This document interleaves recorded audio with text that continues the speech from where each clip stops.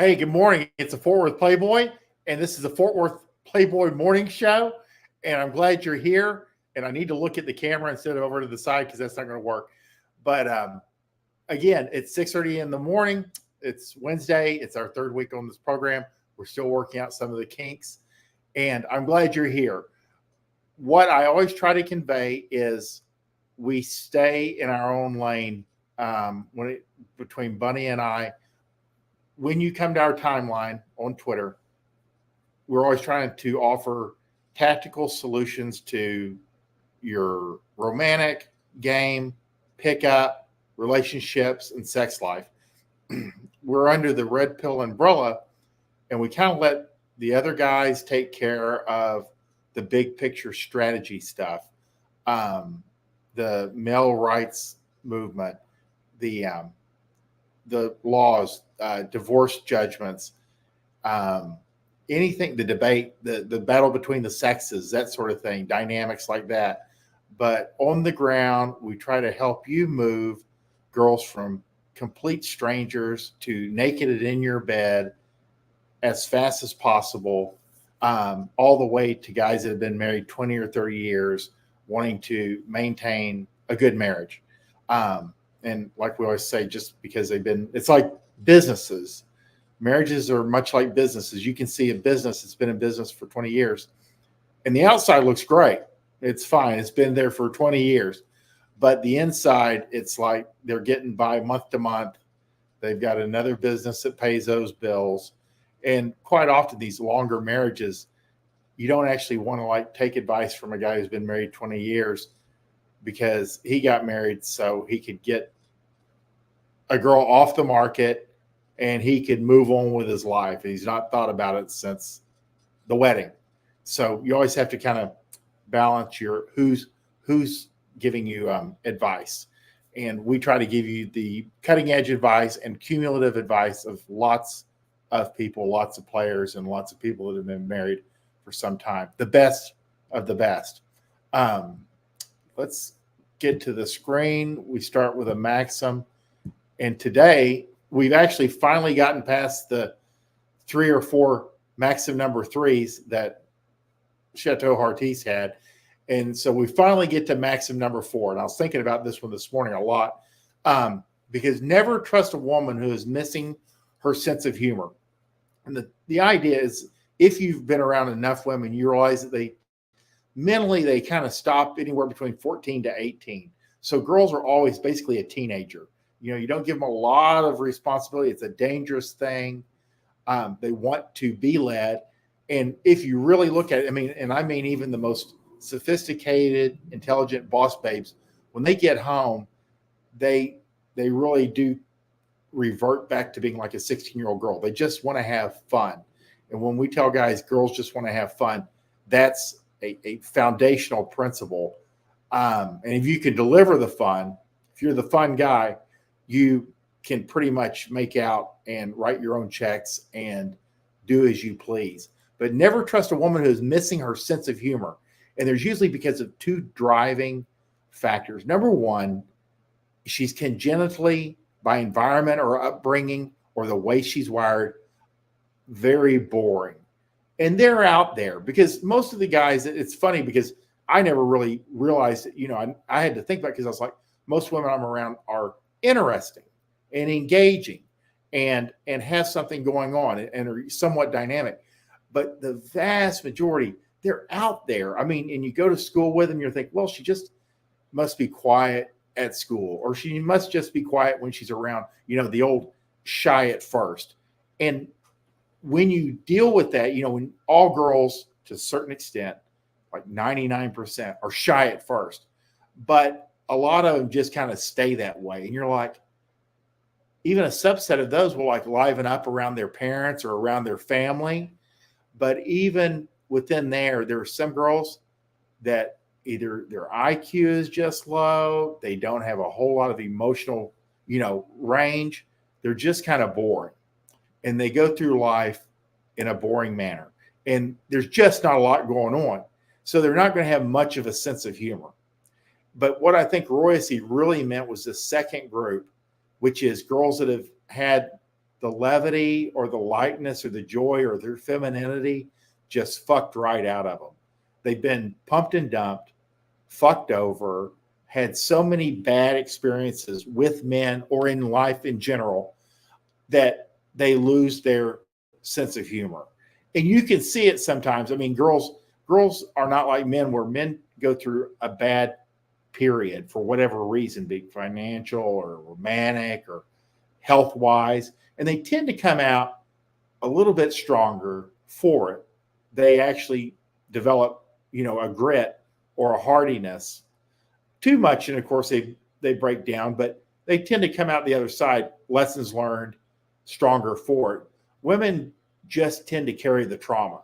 So when a girl has started to lose her sense of humor, and you can see this, you can even see this like when you're out on the dating apps. I mean, there's girls who are just like serious, and they're not fun, they're not lively, and you can't get them to loosen up. And that's not your job. Your job is to like sort them out. Like, this girl's good, this girl's okay, that one's no, yes. If they're missing their sense of humor, go ahead and pass them on by, because there's something else. They're either terminally boring, and that's no good for you, or they are damaged. And so neither of those two things are the type of girls that you, as a dynamic person, want to be around. It's kind of like, and if you run game on a girl, she won't lighten up. And that's the thing. I mean, most girls, if you're running game on them, once they kind of like get over the hump and they realize, you're not a normal loser that's hitting on her, that there's a little bit of delay sometimes, because girls are so not used to anybody interesting coming along, and she starts catching on, and she'll laugh and she'll giggle and they'll punch you in the arm and you're pretty much in. But if she can't get that, if she's not, able to, there's some damage there, then it's a feature. It tells you that the game's not working, or there's something wrong with her, not something wrong with your game.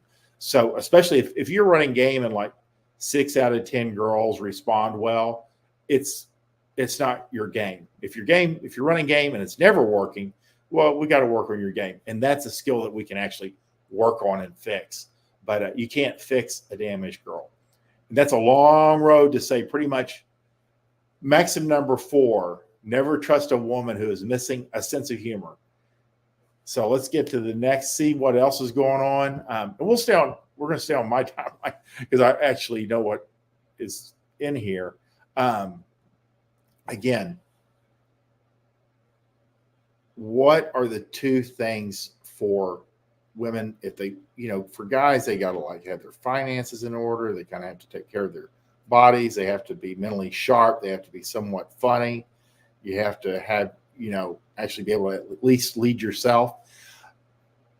But for girls, really, and you can even get rid of the second one, but basically, if she can maintain a healthy weight, she's going to be more attractive than 90% of the population.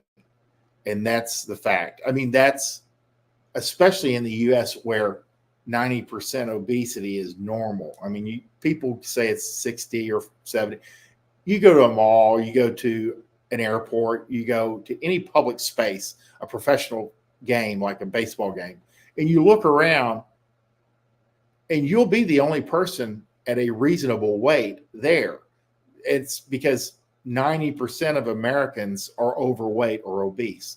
And you don't have to be my 600-pound life to be overweight, 20, 30 pounds. But we're used to looking at Americans that are 30 pounds overweight, and you see all of them, that's pretty much normal. Then you see what a normal, like a truly healthy weight looks like, and they look skinny. So when you see a skinny person, they're actually a good weight. And an extremely skinny, lean girl is a healthy weight. We're just used to seeing them 20, 30, 50 pounds overweight all the time. Long hair adds to it. Long hair is feminine. But generally, as long as a girl is slim, she's beating 90%. This formula can get any American girl a solid diamond ring and lifetime commitment today. But again, most girls can't get over the fat part. And this really kind of keyed in. It was like 2 or 3 years ago, and I read it, and it was written by a Mormon gentleman, and because their group is very much school, I believe college, then mission, and then marriage. And he said that, it's an integral part of their society is the girls getting married and married relatively young. And he said if these girls are not getting married, he said you need to be honest and open. Is she overweight? And if she is, she should dedicate 1 year, not worry about mission, not worry about job, not worry about education, just focus in on the physical, get the weight off, get the ring. Because again, that's, it seems to work. If she can focus in and get the weight down, she will get a husband. And that's the bottom line. So it's the number one thing that kind of keeps girls off the market or not, the guys aren't taking them seriously.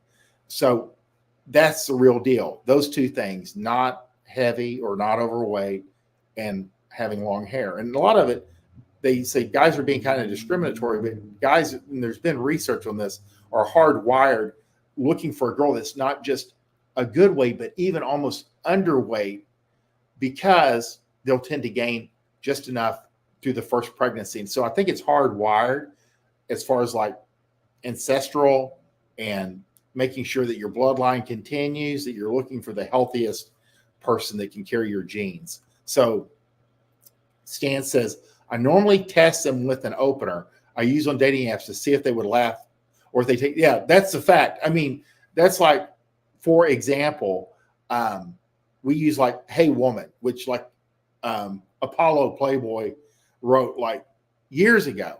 And this is in the US, all things are completely different outside of the US. Some of the things we use here just don't work in Europe or Australia or in anywhere else. It's just the US is Hey Woman. And for some reason, it seems to get a good reaction. It's flippant enough. It puts them in their feminine state.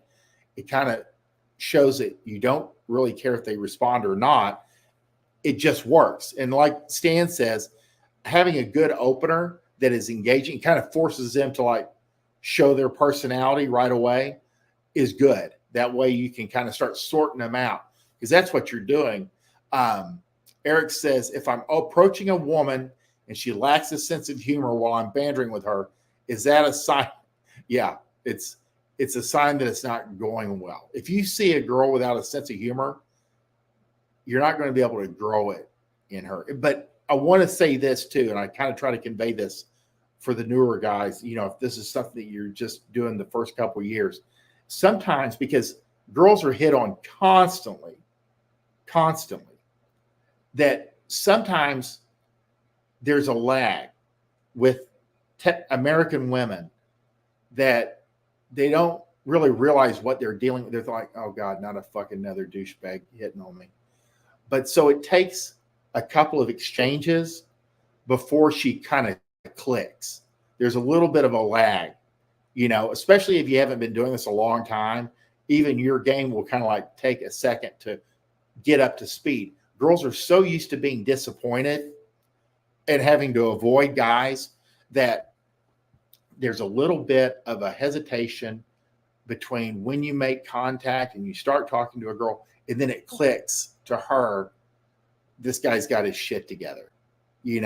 That's the real deal. So just allow, especially if you're still kind of learning this stuff, allow a little bit of time. Give her a few chances to get with it. And if they still don't get with it, then you just cut them off. You turn your back on them and walk away, or cut the conversation short, or ghost them. That's the real deal. But you do have to, especially when you're still learning how to read girls quickly, it requires lots of repetitions. So it becomes automatic, and you're able to discern the difference between a girl that's slow on the uptake and a girl that is damaged. They'll look kind of like the same in the beginning, and then these girls will start kind of lightening up. Their eyes will actually get wider, and they'll be more engaged. And these stay with that resting bitch face and looking at their phone or whatever, and you can disengage and just walk away. Even the Holy Bible talks about a woman honoring and cherishing their bodies, including keeping.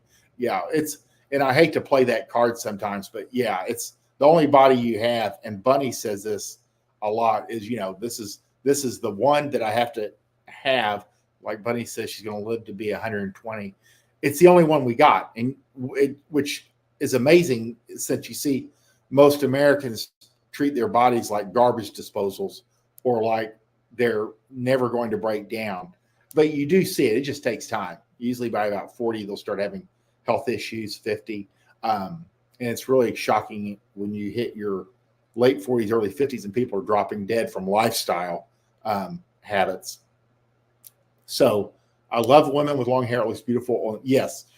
Anytime there are girls that, yes, they can get away with having short hair. Natalie Portman might be the most common example of a famous girl that can get away with short hair and it's still attractive, but they always actually look better with long hair, and girls with long hair just look better than girls with short hair. There's just no way around that. It's just the way that we're hardwired. And it's very feminine.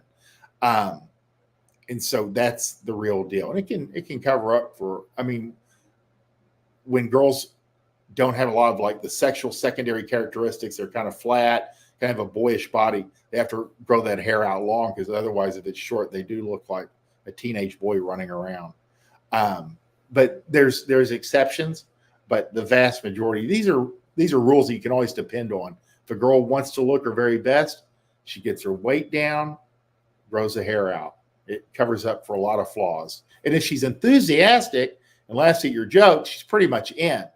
Girls have it, pretty easy when it comes to like being able to keep us engaged. We're not complicated animals, that's for sure. Girls waiting for their boyfriends to propose start to get that tight-lipped, short-tempered personality with the passing of every holiday. We always say girls will give you a 12-week free trial, which means you can have sex with her for about 12 weeks before you need to start showing some type of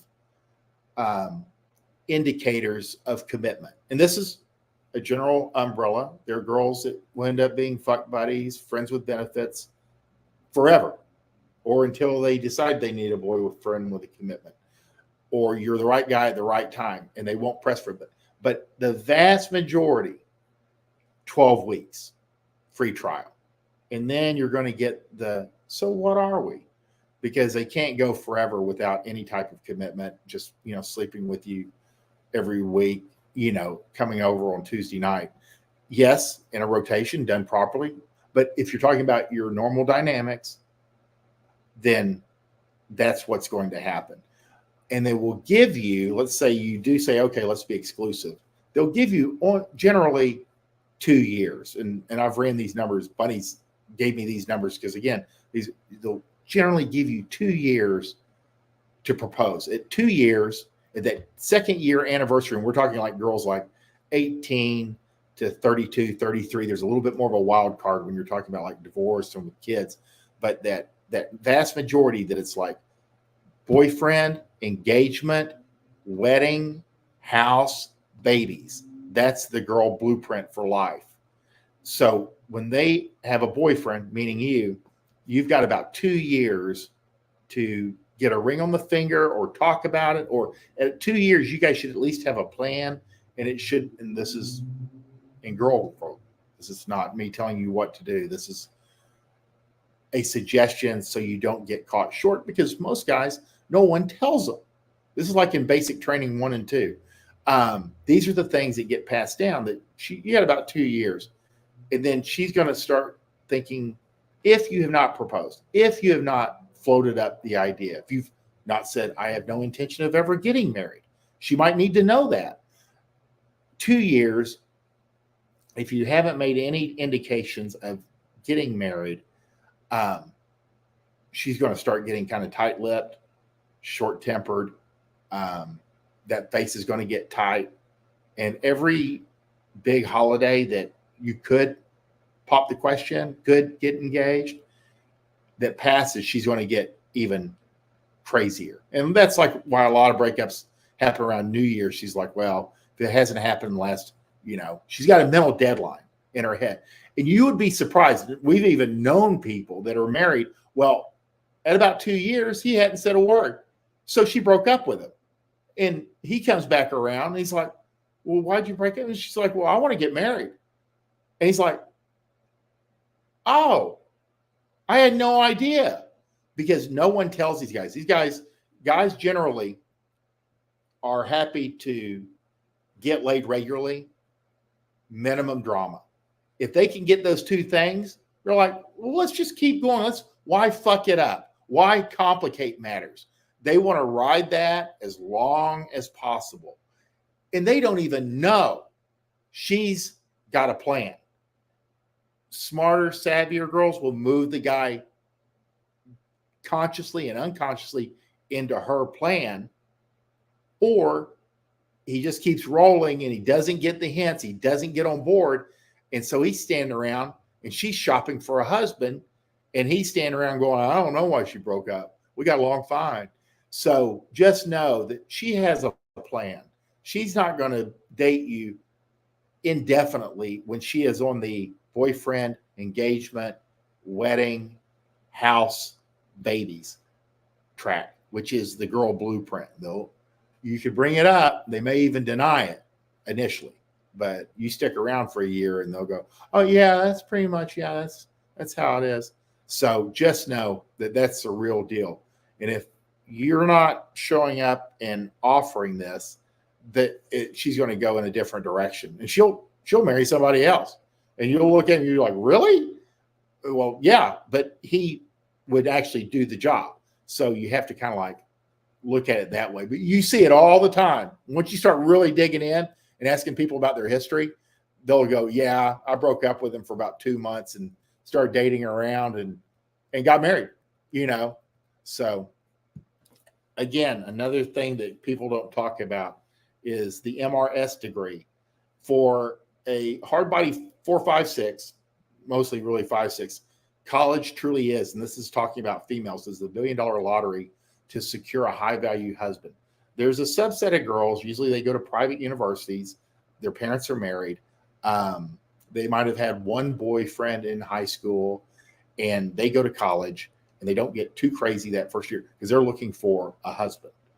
And they are looking for a husband, an eventual father of their children, a guy that's ambitious and going to be financially secure. And at no other time will she be surrounded by so many high value, yet again, unaware men that are husband material. The smartest girls secure the ring pre-grad. Bunny's first marriage, she was 2021. Done. Off the market.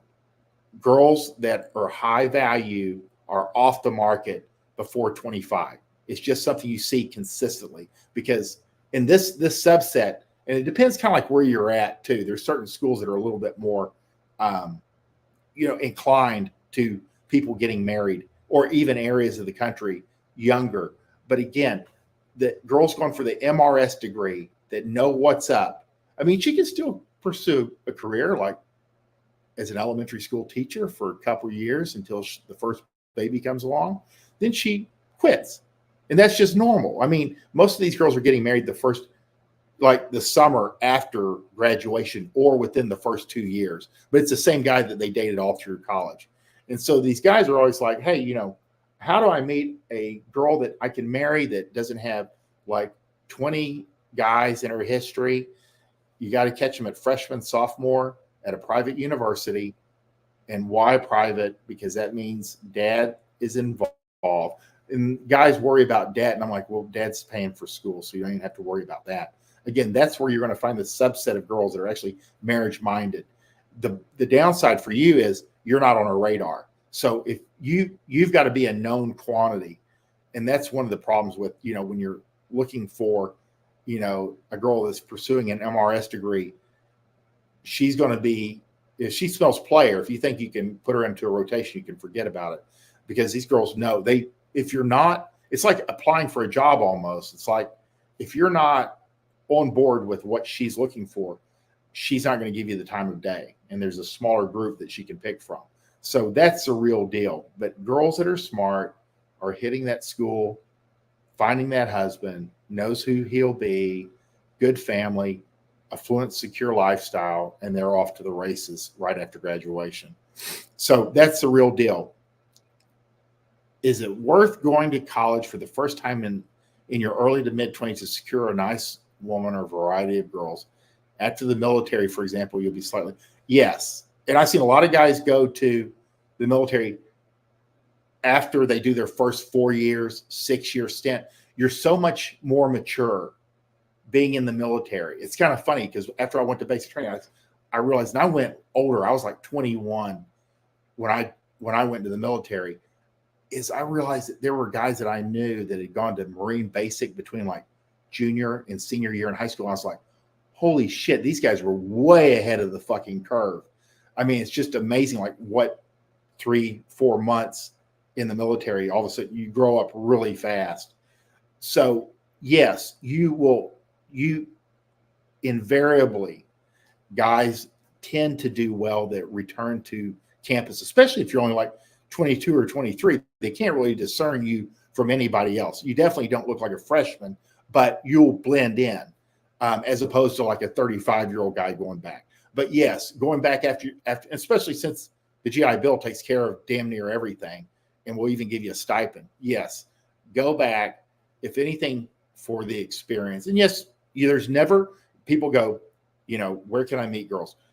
There is no better environment than a college campus to hook up, find a wife, variety, someone in particular, if you have a particular target that you must, really are determined to kind of like meet, because there's no other environment you'll ever be in again with as many single available people, open to experimentation, look good, slim for the time being, women in one place that are open to suggestion and experimentation.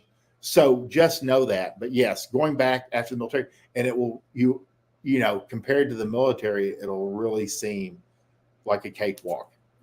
Things are just, there's different levels of difficulty, and college would, I think, fall below the military as far as like hard. I think you'll be pleasantly surprised too. You'll never be more surrounded by more single women that are available and open to suggestion than them. Guys, I'm out of time, but I appreciate your questions. I appreciate you guys watching. If you do have any questions, you can always like jump back in. I will be back on at 7 a.m. tomorrow. Bunny and I have the morning hustle at 11 a.m. Central Standard Time tomorrow. And it's always good to have us both on, because a one-man show is not nearly as interesting as her. It's always good to have her. She can give us some insights from the female mind, and the red pill from the female perspective, and get her input. And it's always valuable, and it's always of quality. And so we'll be on at 11 tomorrow morning. But I do appreciate you taking the time to watch this. Your time is valuable, and I hope I've given you some value, and I hope you guys have a great day. Have a good one.